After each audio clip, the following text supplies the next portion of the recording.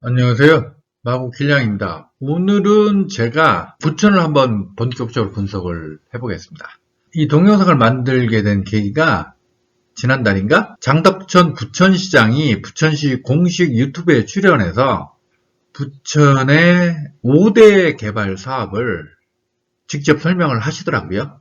그 동영상을 보고 제가 좀 느낀 게 있고, 그리고 지난해 보면 그 부천 종합운동장 옆 역세권 개발 관련해서 이 부종훈하고 대장 신도시를 비교하는 유튜브 동영상이 많이 올라왔어요. 전부 다 GTX 2개가 지나는 부종훈이 대장 신도시보다 훨씬 더 유망하다. 대부분의 유튜브 동영상이 다 그랬어요. 그런 동영상에 대해서 제가 한번 코멘트를 해야겠다 마음 먹고 있었는데, 마침 겸사겸사해서 오늘 동영상을 제작하게 됐습니다. 장덕천 시장이 말한 부천 5대 개발 사업은 요거예요, 요거.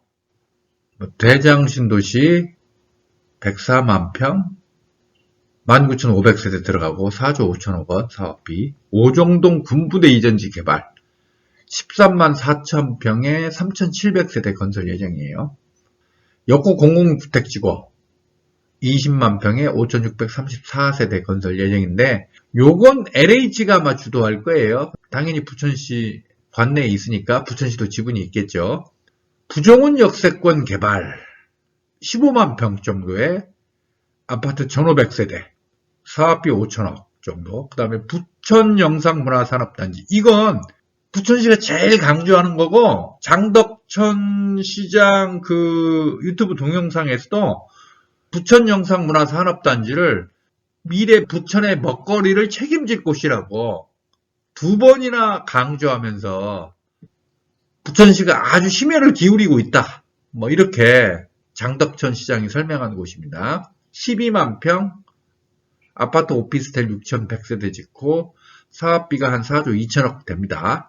장덕천 시장 동영상에서 제일 강조한 게 부천 영상문화산업단지고요. 두 번째로 강조한 게 부종훈 역세권 개발이에요. 제가 개인적으로 해석하기는, 저는 이제 김포공항 복합도시의 하나로 부천 대장신도시를 엄청나게 제 동영상에서 엄청나게 띄우고 있죠. 근데 장덕천 시장은 대장신도시를 그냥 주거 기능만 강조해서 언급을 하더라고요. 나는 대장신도시가 부천에서 제일 중요한 곳이고 부천의 미래를 책임질 곳이라고 생각하는데, 현직 정치인이자 행정가인 장덕천 시장은 부천 영상문화산업단지가 제일 중요하다라고 얘기를 하시더라고요. 당연히 그분은 현직 정치인이고 행정가시고, 저는 방구석 유튜버 골빵 탁상 공동가니까 장덕천 시장 말이 맞겠지만, 그래도 제가 봐서는 조금 제 개인적으로 좀 이해가 안 가는 면이 있었습니다. 먼저 부천 종합운동장 역세권 개발하고 대장신도시를 한번 비교를 해보겠습니다. 부종훈 역세권 개발 규모 등등에 대해서 많은 분들이 제대로 모르고 있어요. 부천시나 정부의 공식 문서를 보셔야 되는데 안 보고 그냥 GTX라는 것만, 그걸 먼저 전제로 하고 GTX라는 그 안경, 그걸로만 보고 계세요. 부종훈 역세권 개발 규모는 15만 평이고 사업비가 5천억입니다. 주거시설, 상업시설, 산업시설, 문화체육시설. 문화체육시설은 여기 부천 종합운동장이 있지 않습니까? 거기를 말하는 거예요. 도시 기반시설 이렇게 구성되어 있어요. 산업시설 용지가 1만 7천 평입니다. 이쪽, 여기가 산업시설. 북쪽은 주거 및 상업시설이 집중되어 있어요. 산업시설 용지가 요거밖에 안 돼요. 1만 7천 평이면 작은 건 아닌데 그렇다고 엄청 큰 것도 아니죠. 주택이 1,506세대인데요. 이건 주상복합 401세대를 포함한 겁니다. 연립주택 20, 30평대가 112세대, 아파트는 24평 이하로 993세대, 주상복합이 34평 이상으로 401세대입니다. 중요한 게 아파트 24평 이하 993세대 요건 전부 다 임대예요. 공공임대. 행복주택이라고요. 일반 분양은 연립주택하고 주상복합 둘이 합치면 한 513세대네. 요거밖에 없어요. 부정우는 7호선 대곡소사 원시선, 그다음에 GTX-B, 김부선 혹은 김용선, 요 이제 지하철 4개가 지나게 된다. 요게 이제 최대 장점이라고들 흔히 말하죠. 부천 대장신도시는 제가 최근에 올린 대장신도시 계양 테크노밸리 마곡지구 남쪽에 잠재력 그 3개의 동영상에서 워낙 자세하게 분석을 했으니까 그걸 참고하시도록 하고, 마곡지구 김몽복합개발지역 대장신도시 SK그린 테크노 캠퍼스 1조 원 투자해서 3만 평 자리 잡기로 했죠. SK 계열사 7개 들어와서 신재생 에너지 중심 연구단지를 조성하기로 했죠. 계양 테크노밸리 있죠. 수도권 서부 산업벨트 그 하나가 바로 부천 대장신도시가 되겠습니다. 제가 최근 동영상에서 이거 여러 번 소개했었죠. 대장신도시의 업무단지 면적은 23만 평, 계양 테크노밸리는 29만 평. 계양 테크노밸리하고 대장신도시가 딱 붙어 있거든요. 둘이 합치면 업무단지가 52만 평. 이거 사실 엄청난 규모예요.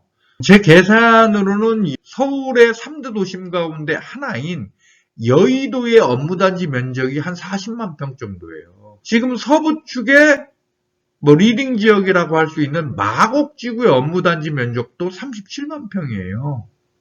대장신도시 계양 테크노밸리가 대단한 곳이라니까요.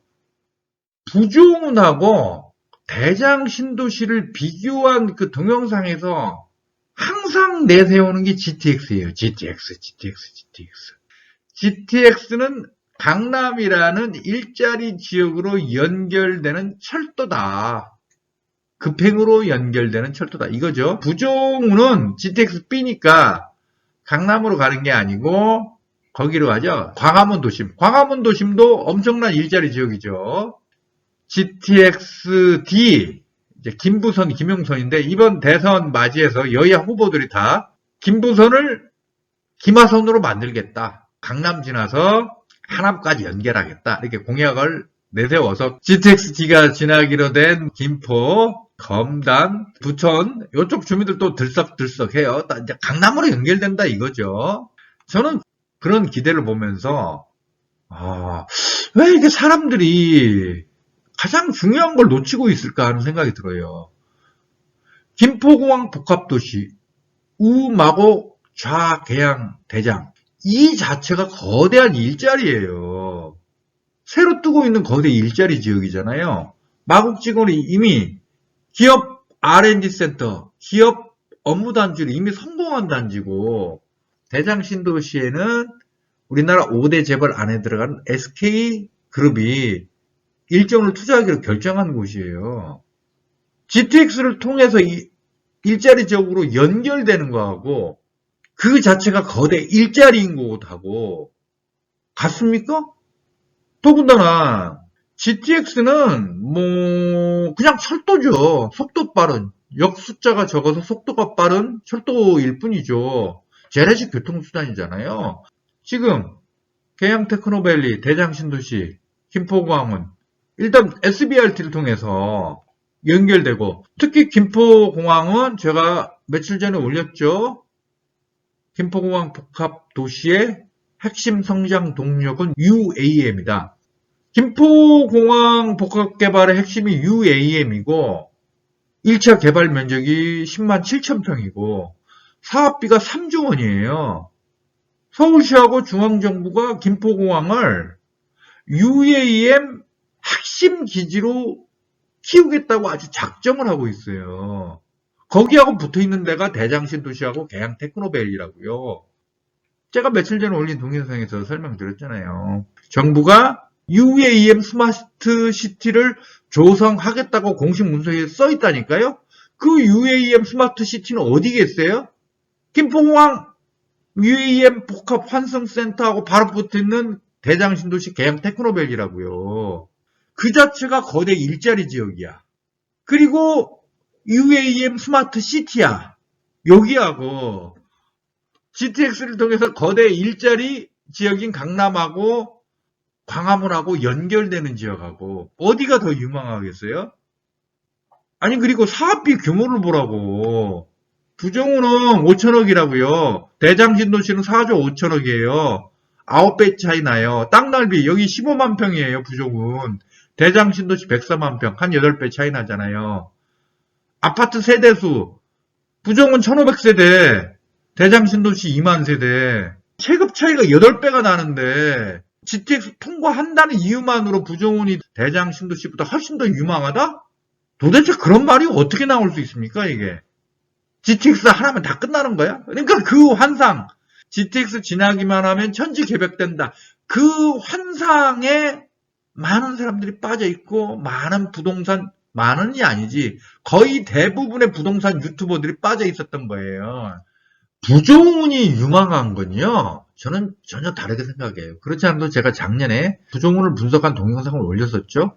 이게 이제 부정운인데요. 바로 옆에 춘우공업지역이 있습니다. 부정운에서 대장신도시까지 직선거리로 한 3.5km 되는데 이 중간 보라색으로 다 표시되어 있죠. 이게 다 공업단지예요. 요 면적이 한 130만 평 정도 돼요. 지금 춘우공업단지 가면 옛날에 공장들이 다 대규모 지식산업센터로 바뀌고 있어요. 70% 80% 정도 이미 진행됐어요. 구로공단, 가리봉공단이 대규모 지식산업센터로 바뀌면서 지벨리가 됐죠. 저는 바로 이 지역이 지벨리처럼 바뀔 것으로 저는 예상을 해요. 대개조 중인 거죠. 이 도심에 있는 이런 공단 지역은 그렇게 대개조될 수밖에 없어요. 4차 산업혁명 시대를 맞이해서. 중앙정부가 부정운에 지하철 노선 4개를 집어넣은 건 요 부정운 역세권 개발 15만 평 겨우 이걸 보고 지하철 4개를 집어넣겠습니까? 바로 요 지역을 염두에 두고 그리고 대장신도시와 부정운의 연계, SBRT로 또 연계되잖아요. 요걸 염두에 두고 부정운에 지하철 4개 노선을 지나게 했을 거라고 저는 생각을 합니다. 아마 제 말이 맞을 거예요. 근데 대부분의 부동산 유튜버들은 부정운에 왜 지하철 4개가 지나는지 전혀 생각지도 않고 면적 15만 평에 주택 1500세대에 불과한데 그 이유를 전혀 생각하지 않고 부정운이 대장신도시보다 더 유망하다. GTX를 통해서 거대 일자리 지역과 연결, 강남이나 광화문이나 거대 일자리 지역과 연결된다는 것보다는 오히려 부정원 주변 지역이 거대한 일자리가 된다. 그래서 유망한 거예요. 부천 종합운동장역 환승센터를 부천시가 취소를 했어요.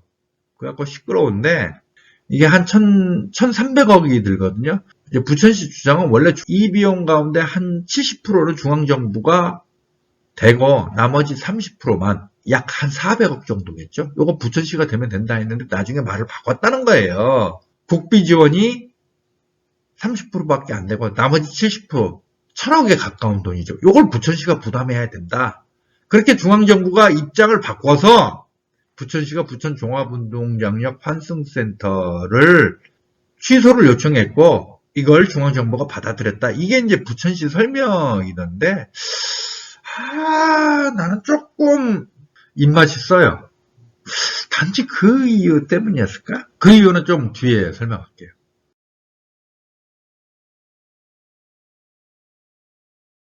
많은 분들이 기대하고 계신 곳, 부천 미래 먹거리가 가득한 곳을 소개해 드리겠습니다.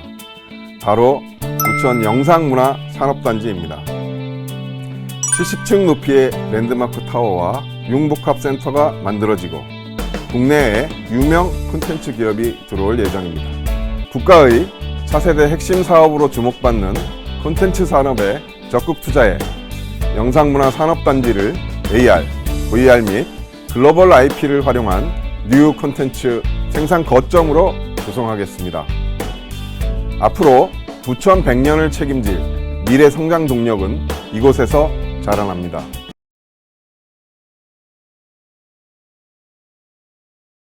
끝으로 대장 신도시로 가볼까요? 평범한 소시민들의 아늑한 보금자리가 될 공공주택을 포함해 넉넉한 주거 공간을 준비하려고 합니다. 주택만 있는 게 아닙니다. 대장 지역과 홍대를 연결하는 전철과 서부권 광역 급행철도 등 편리한 교통망도 갖출 예정입니다. 그리고 아이들을 위한 학교와 다양한 녹지 공간, 지역 특성을 살린 수변공원도 준비하겠습니다.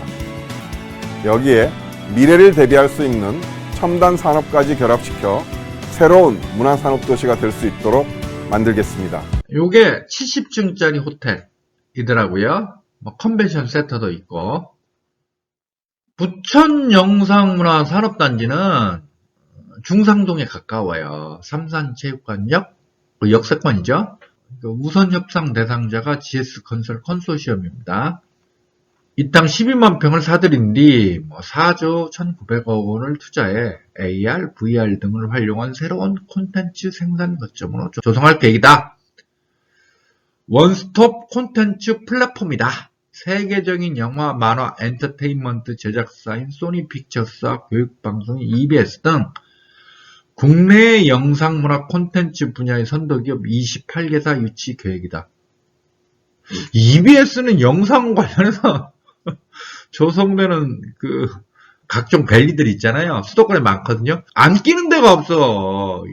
방송 영상 무슨 벨리 하면 유치 대상 기업에 꼭 EBS가 들어가더라고. EBS가 KBS가 걷는 TV 수신료 가운데 일부 받아서 운영되는 회사인데 EBS가 왜 꼭 끼지? 1만 2천 평 기업 용지에는 영상 콘텐츠 관련 기업을 직접화한 뒤 협업과 투자 기회를 제공해 글로벌 유니콘 기업으로 성장할 수 있는 발판을 마련한다. 컨벤션 센터와 호텔 등이 포함된 70층 규모 랜드마크 타워 건립, 주거와 사무실 용도를 포함한 복합시설도 건설한다. 영상 콘텐츠 기업 용지는 여기에요, 여기. 딱 12,600평이에요. 전체 한 10%가량이죠? 제가 부천 영상문화 산업단지 관련해서 제일 문제라고 느끼는 게요. 아파트가 5,100세대, 오피스텔 1,000세대, 정확히 980세대인가 될 거예요. 6,100세대나 들어와요, 이게. 면적 12만 평에 6,100세대? 역구 공공주택지구가 면적 20만 평에 아파트 5,600세대거든요. 명색이 산업단지인데 주택이 6,100세대나 들어와요. 이게 너무 많이 들어오는 거 아니에요, 이게? 여기 문화방송 시설용지라고 28,000평 잡아놨는데요. 문화방송이 들어가 있어서 언뜻 업무단지인 것처럼 보이지만 안 그래요. 융복합센터, 랜드마크 타워, 컨벤션 센터, e스포츠 경기장, 한국만화영상진흥원 이거 이미 있어요. 근데 이거 국가기관, 공공기관 아닙니다. 이거 부천시가 자체적으로 만든 기관으로 알고 있고요. 국립영화박물관 이거 확정된 게 아닙니다. 전국에서 한 5, 6개 지자체가 서로 영화박물관 유치하겠다고 경쟁이 하도 치열해서 지금 중앙정부가 아직 선정작업에 들어가지 않고 있어요. 이 얘기 나온 지가 5, 6년 넘었을 거야, 아마. 부천 영상문화 산업단지 국립영화박물관 이렇게 써있는 건 이 터를 미리 잡아놓은 거지 여기가 확정된 거 아니에요. 융복합센터라고 해서 그럴듯한데 제가 봤을 때는요.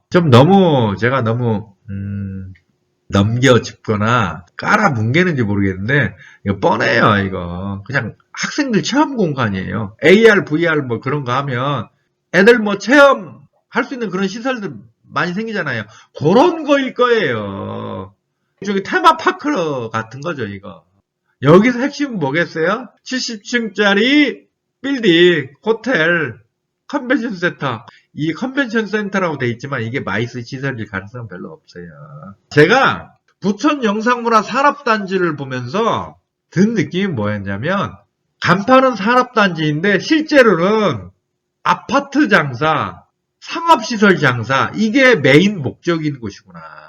저는 그런 느낌을 받아요. 아파트가 일단 너무 많아. 그 다음에 이거 호텔 이런 거 랜드마크 70층 이거 용도가 뭐겠어요 이거. 이게 전형적인 상가라고. 그냥 상업시설이에요. 상업시설. 산업단지 지역에도 상업시설 같은 건 필요하죠. 거기 이제 근무하는 직원들 그 사람들을 위한 그 편의시설은 필요하니까.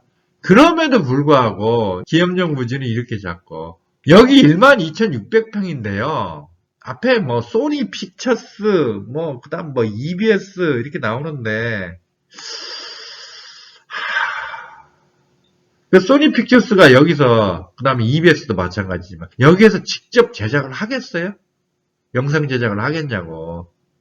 설사 입주한다고 해도 그러지는 않을 것 같은데 제가 봤을 때는. 자칫하면 그냥 직원들 몇 명 근무하는 사무실? 그렇게 될 수도 있지 않을까요? 그러니까 저는 이게 겨우 뭐 지식산업센터? 그런 거 들어서는 정도이지 않을까? 뭐 28개 회사 유치가 목표라는 거 아니에요? 부천시 얘기는. 그 회사들이 여기 직접 들어와가지고 자기 사옥을 짓는다든지 자기 자체 제작시설을 짓는다든지 한다면 모르겠어요. 제가 봤을 때는 여기 지산센터 다 들어서고 거기에 사무실 몇 개 얻어서 직원들 근무하는 그런 정도이지 않을까? 이 정도 갖고 부천의 미래 100년 먹거리를 책임질 수 있을까요? 제가 봤을 때는 아닌 것 같은데. 제가 드는 생각은요, 오히려 바로 중상동이 옆에 있잖아요. 이게 1기 신도시 아닙니까? 그게 한 4만 세대 되나? 중상동이? 4만 5천 세대 정도 되나? 전형적인 베드타운 아닙니까? 중상동 1기 신도시가 30년 됐으니까 재건축이든 리모델링이든 해야 하지 않겠습니까? 중상동 이 베드타운이라는 한계에서 벗어나려면 직주 근접이 돼야 되잖아요. 오히려 뭐 중상동 재건축이라든지 리모델링 등에 대비해서 이 땅을 아껴 놓는 게 훨씬 낫지 않을까? 왜 이걸 지금 이 땅을 말이야. 이 12만 평이면 굉장히 넓은 땅이고 위치도 좋은데 이 땅 전체를 다 남겨놓았다가 아껴놓았다가 나중에 기업 단지, 업무 단지로 제대로 개발을 하는 게 훨씬 낫지 않았을까 하는 뭐 그런 생각이 드네요. 다시 한번 말합니다만 저는 방구석 유튜버고 골방 탁상 공론가에 불과하기 때문에 그냥 뭐 길냥이 저의 그냥 뇌피셜이다. 뭐 그렇게 보시면 되겠습니다. 제가 부천 영상문화산업단지를 너무 이제 비관적으로 본다. 뭐 그런 비판이 나올 수 있는데 제가 볼 때요. 이 수도권에 방송, 영상, 문화, 콘텐츠를 내세운 이른바 땡땡밸리가 너무 많아요. 상암 DMC가 원래 특화된 곳이잖아요. 방송, 영상 쪽으로. 17만 평이 있습니다. 이거 아파트 뺀 거고요. 업무단지 면적만 17만 평이에요. 일산에 방송, 영상밸리 있지 않습니까? 22만 평. 김포 시네폴리스 있지. 34만 평. 청라 영상문화 콘텐츠 제작단지 6만 평. 부천 영상문화산업단지 12만 평. 을왕산 복합영상산업단지 24만 5천 평. 물론 여기 남아있는 부지 면적 있죠. 여기 전체가 업무단지는 아니에요. 이런 단지들 특징이 뭔지 아세요? 아파트 오피스텔이 많이 들어가요.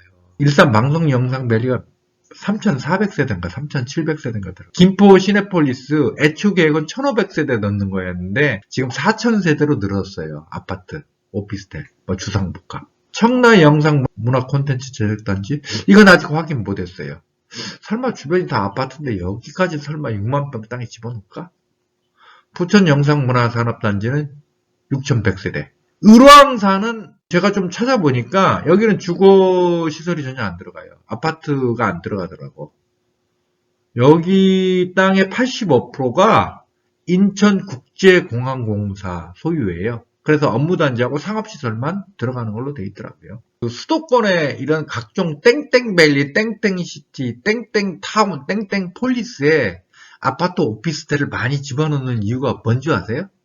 겉으로야 거기 업무단지니까 거기 종사하는 사람들 편의를 위해서 주거시설을 집어넣는다 이거지만요. 제가 너무나 야박하게 평가하는지 모르겠지만 이런 단지를 막 조성을 하지 않습니까? 지자체 재정으로는 할 수 없는 거 아니에요. 민간 자본을 끌어들여야 될 거 아니에요. 민간 자본이 땡땡시티 땡땡밸리에 들어가가지고 그 업무단지로 성공시킬 자신이 있겠어요? 넘쳐나는 게 땡땡밸리, 땡땡시티, 땡땡폴리스인데. 그러니까 민간 자본이 왜 들어오냐면요. 그 아파트하고 오피스텔 분양 수익을 노리고 들어오는 거예요. 그리고 그런 민간 컨소시엄을 끌어들이기 위해서 지자체는 아파트 오피스텔 주상복합을 많이 넣어요. 그래야 민간 자본을 끌어들일 수 있고 그들에게 수익을 보장해 줄 수 있으니까. 겉으로는 산업단지인데 업무단지인데 실상은 아파트 분양 장사에 불과하게 되는 경우가 굉장히 많아요. 지자체장은 뭐뭐 땡땡 밸리 땡땡 시티를 조성했다 자기 치적으로 내세울 수 있잖아요. 민간 자본은 아파트나 오피스텔 주상복합 분양해서 수익 나지. 그러니까 서로 아다리가 맞는 장사가 되는 거죠. 문제는 뭐냐? 땡땡밸리, 땡땡시티, 땡땡폴리스 업무단지, 산업단지로서 알맹이는 별로 없게 되는 거예요.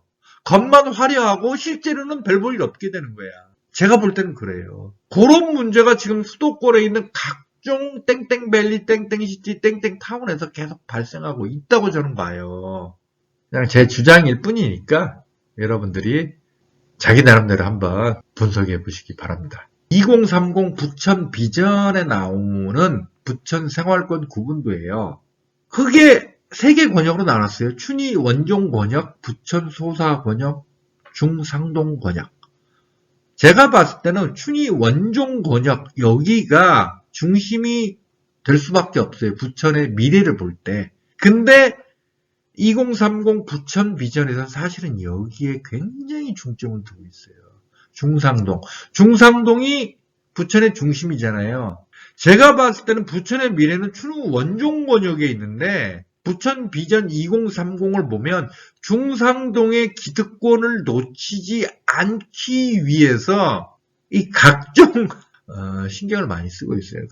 춘희 원종권역은 부천 비전 2030에서 신성장 동력의 중심지라고 돼 있는데 말은 이렇게 돼 있는데 실제 벌어지는 걸 보면 그러지 않아요.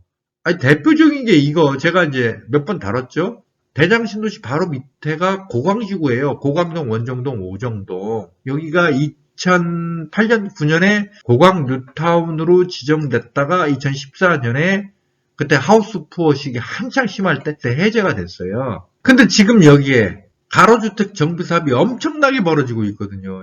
부천시 전체 가로주택 정비사업의 55%가 이 고광지구에서 벌어지고 있다니까. 대장신도시와 바로 붙어있는 이 지역을 가로주택 정비사업만 벌인다? 가로주택 정비사업은 분명히 장점이 있어요. 고광동이 전형적인 서민동네거든요.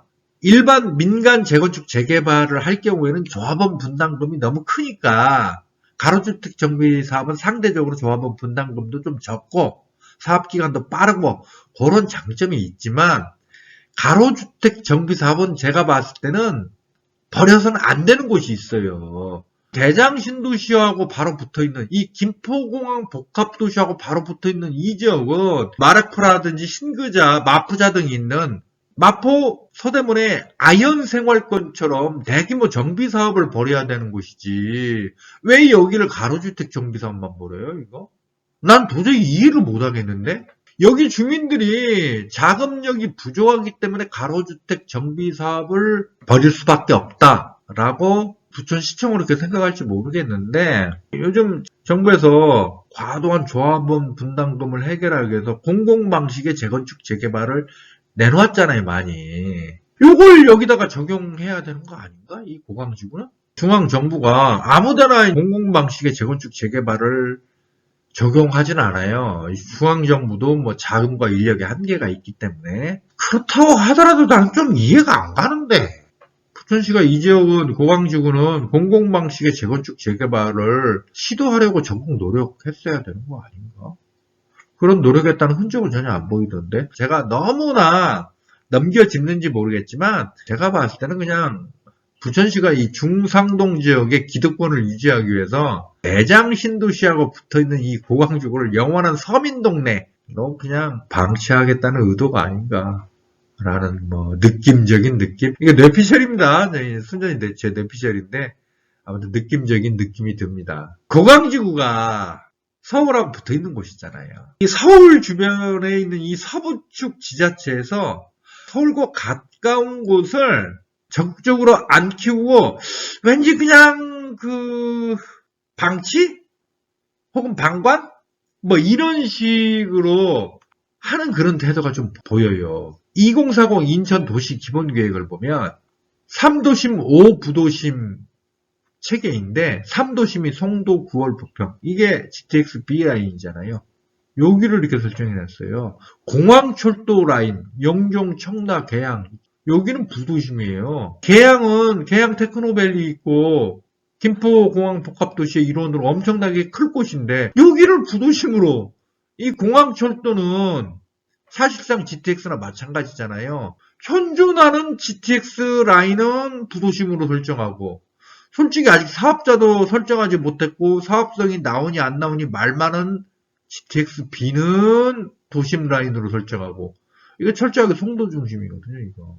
계양 테크노밸리는 중앙정부가 주도하는 거죠. 행정구역은 인천에 들어있지만 중앙정부가 주도하는 거라고요. 그래서 뭐 인천시가 어떻게 좀 적극적으로 하기 힘든 면도 있고 그런 게 좀 복합적으로 작용한 것 같기도 하긴 하지만 좀 이해 안 가는 2040 인천 도시기본계획입니다. 2035 고양시 도시기본계획안을 보면요. 2도심, 2부도심 8지역 중심인데요. 문제는 이 대곡이 부도심으로 설정돼 있어요. 대곡 엄청난 곳이잖아요. 지하철 5개, 6개 지나게 되냐? 5개, 6개 지나는 곳이잖아요. 저는 대곡은 굉장히 중요한 곳이라고 보거든요. 왜냐하면 마곡 김포공항에서 가까운 지역이기 때문에, 고양시 가운데 김포공항 복합도시 지역하고 가장 가까운 게 대곡이라고요, 여기. 이 대곡 역세권 개발 얘기가 15년 전부터 나왔거든요. 고양시는 이 핑계 저 핑계 대면서 아직도 안 하고 있어요. 대곡 역세권 개발을 계속 미루고 있다고. 고양시는 그러면서 일산 JDS 150만 평 또 개발하겠다는 거 아니에요. 경기도시공사하고 합작해서. 여기가 대곡이잖아요. 여기는 사실상 방치하고, 이 안쪽은 킨텍스 주변 일산 테크노밸리, 방송 영상밸리, CJ 라이브시티 바로 옆에 붙어 있는 게 JDS인데 여기는 개발하고, 서울 및 김포공항 복합도시 지역과 최근접 지역인 대곡은 자꾸 개발 미루고, 여기가 이제 30년 돼서 낡아가니까 여기 재생을 위해서 한다고 볼 수 있지만 글쎄 꼭 그 탓일까? 2035 김포도시 기본계획이에요. 도심, 부도심, 지역 중심의 위계체계인데 도심이 통진하고 양천, 한강 신도시 여기에요. 제가 김포에서 가장 유망한 곳은 고촌으로 보거든요. 마곡지구에서 직선거리 6km밖에 안 떨어졌으니까. 근데 고촌은 부도심도 아니고 지역 중심이야. 제일 핫발이. 지금 김포시는 여야 가리지 않고 최고의 목표가 뭐냐면 제2 한강신도시 건설이에요. 한강신도시가 2003년 노무현 정부 때 신도시로 지정될 때 원래 500만 평이었다고요. 유산지 성모리가 군사보호구역이 많아가지고 국방부가 하도 반대해서 150만 평이 빠져나가서 현재 350만 평이 된 거예요. 그래서 한강신도시가 장구 모양이죠. 그게 이제 한강신도시 발전에 막대한 지장을 주니까 김포는 현재 정하영 시장뿐만 아니라 여야 가리지 않고 제2 한강신도시를 건설해야 된다. 고촌은 나중에 개발하자. 이게 기본 마인드예요. 한강신도시가 전형적인 배드타운 아닙니까? 그 한강신도시보다 더 뒤에 있는 게 유산지 성물이고 더 뒤에 있는 게 통신이거든요. 아니 여기를 도심으로 개발하면 배드타운이 더 배드타운 되는 거지. 성장 동력이 생길까요? 내가 봤을 때는 고촌을 개발해야 될 것 같은데. 자, 여기에요, 여기. 지금 김포시가 중점을 두고 있는 게. 고촌은 여기잖아요. 여러분들 입장에서 보면 김포로 갈 거라면 어디로 가겠어요? 여기가 낫지. 이 안쪽까지 들어가겠어요, 이거? 김포시가 업무단지로 신경을 쓰고 있는 곳이 김포 시내폴리스 있고 걸포 테크노 밸리 있죠. 이 근방이에요, 이 근방. 왜 그러냐면요. 이 건너편이 바로 일산 테크노 밸리 지역이에요. 킨텍스 부근 지역. 킨텍스 부근 지역의 개발은 경기도 도책 사업이에요. 경기도가 과거 남경필 도지사 때 판교가 성공하니까 판교만한 업무단지 5개를 조성하겠다. 그 계획의 하나로 조성되는 게 킨텍스 일대 개발이에요. 한강 건너편이 이 시내폴리스 김포 걸포 지역이라고요. 그거에 맞춰서 김포시가 여기 개발하는 거예요. 시내폴리스 사업 자체도 김포시 자체 사업이 아니에요. 경기도의 방송 영상 문화 콘텐츠 도책 사업에 응모해서 선정된 게 김포 시내폴리스 사업이에요. 요 일대 집중 개발하죠. 근데 마곡에서 가장 가까운 이 고촌은 벌어져봤자 다 지주택 사업밖에 안 벌어져. 여기 고촌의 3기 신도시가 지정될 경우 가장 유력한 곳이었던 풍곡리 테리가 고촌읍에 있는데, 이거 고촌 3기 신도시 무산됐잖아요. 고촌 복합개발 1, 2지구가 있긴 있어요. 그거 14만 평 되는데, 제가 봤을 때는 김포시청이 별로 신경 안 써요. 그 업무단지 설정될 텐데, 기껏해야 지산센터 몇 개 들어오고 말 거예요, 아마. 그러니까 김포시를 계속 보고 있으면 이쪽 넘어, 여기 있죠? 여기 김포 시내폴리스 걸포, 요쪽 넘어는 신경 쓰는데 서울과 가까운 쪽은 사실상 방치하고 있어요. 인천, 부천, 고양, 김포, 강서구, 마곡지구 서쪽에 있는 다 지자체들이잖아요. 뭔가 이상하지 않아요? 도시개발 계획이? 저는 이게 도시 연담화 때문이라고 봅니다. 도시 연담화라는 단어가 2개 이상의 도시가 확장에 따라 인접 도시가 연결되어 하나의 거대 도시가 형성되는 걸 말해요. 영국의 패트릭 게데스라는 학자가 처음 거론을 했다고 하는데, 연담화되어 있는 여러 도시들이 기능을 서로 분담하여 하나로서의 도시 기능을 발휘하는 경우도 있고, 한국 수도권처럼 하나의 도시가 우위를 확보하게 되어 상대 도시는 아예 종속되거나 교외화되어 버리는 경우도 있다. 저는 인천시, 고양시, 김포시, 부천시가 서울과 가까운 곳, 마곡지구, 김포공항과 가까운 곳에 개발을 안 하려고 하는 듯한 이 모습은 바로 도시 연담화 우려 때문이라고 저는 봐요. 도시 연담화가 돼버리면 힘이 약한 도시는 힘이 센 도시에 종속돼 버리거든. 그걸 우려해서 서울과 가까운 마곡지구, 김포공항과 가까운 지역은 개발을 하지 않고 개발하는 신용만 하거나 아니면 방치하거나 이런 모습을 보인다고 저는 생각을 하거든요. 그건 저는 잘못이라고 봐요. 우리나라처럼 땅덩어리 좁은 나라에서 그 방식이. 그리고 그러면 그런 도시들은요, 업무단지가 제대로 형성 못하고 베드타운에서 벗어나지 못해요. 저는 그 지역 정치인들의 우려를 충분히 이해를 합니다. 근데 그 방법은 정확한 방법은 아닌 것 같아요. 결국 도시 연담화 우려 때문에 이 서부 축에 있는 주요 지자체들이 그런 태도를 보이고 있지만, 저는 결국 한계에 부닥칠 거라고 봅니다. 제가 봤을 때는 한 2030년, 2035년쯤 가면 그런 태도에서 어쩔 수 없이 벗어날 수밖에 없지 않을까. 왜냐하면 그래가지고는 도저히 안 되거든. 2020년부터 생산 가능 인구가 이미 줄기 시작했는데, 서부 축에 있는 지자체들이 추구하는 방식은요, 자체 업무단지를 조성하겠다 이거지만 그거 성공할 가능성이 제가 봤을 때는 그렇게 높지 않아요. 오히려 서울과 붙어있는 접경 지역의 그 지역을 거기를 갖다가 적극적으로 개발함으로써 자기 도시 전체의 그 온기가 퍼지게 해야 되지. 서울과 완전히 떨어진 저 먼 곳에 안쪽 동네에 지금 베드타운인데 그 안에다가 자꾸 개발한다고 해봐야 얼마나 효과가 나타나겠어요.